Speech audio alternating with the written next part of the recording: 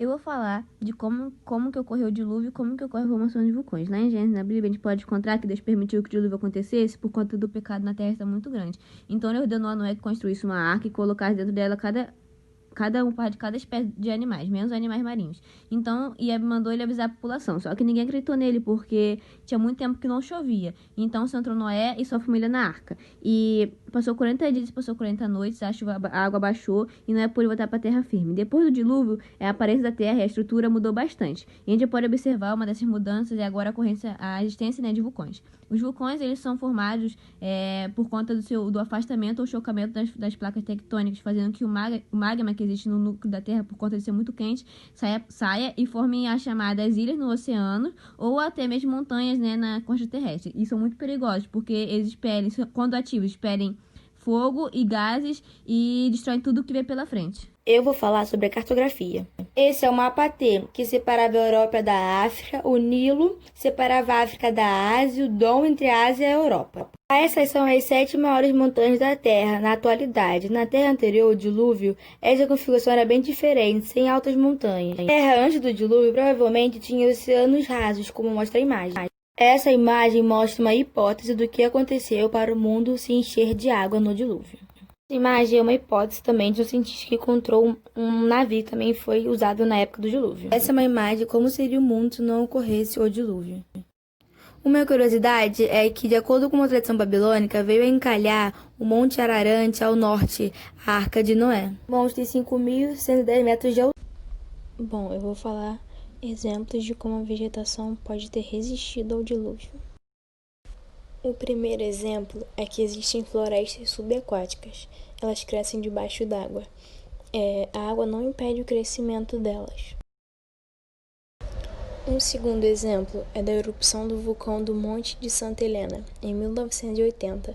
Ele destruiu toda a vida animal e vegetal, mas 25 anos depois, a biodiversidade voltou a aparecer na região. Esse é um exemplo que nos mostra que a natureza arranja formas diferentes e que nós nem imaginamos.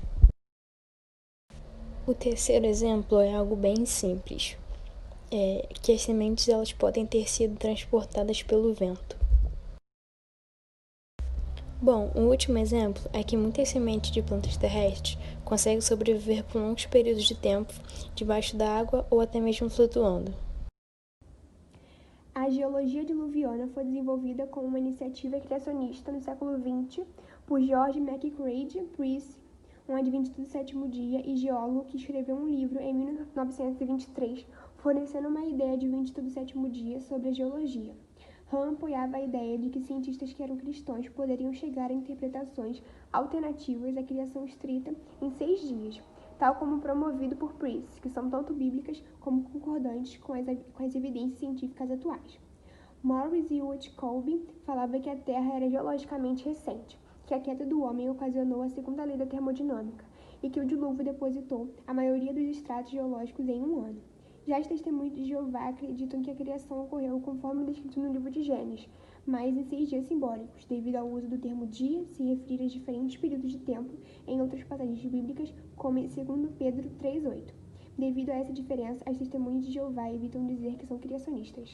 Bom, eu vou falar sobre as rochas. Bom, a maioria dos geólogos dos últimos 250 anos tem sido que rochas sedimentares, elas preservam o registro de decomposição de centenas de milhões de anos. Geólogos do dilúvio reinterpretam a mesma informação, né, que como evidencia que suporta um dilúvio mundial, conforme descrito em Gênesis 7:8. Os geólogos do dilúvio explicam que as fontes das grandes profundezas correspondem às fraturas e fendas submersas, que nesse caso as águas teriam jorrado de algum reservatório amplo da costa ou de um manto superior. Os geólogos do dilúvio dizem que a Terra foi toda praticamente remodelada durante a enchente.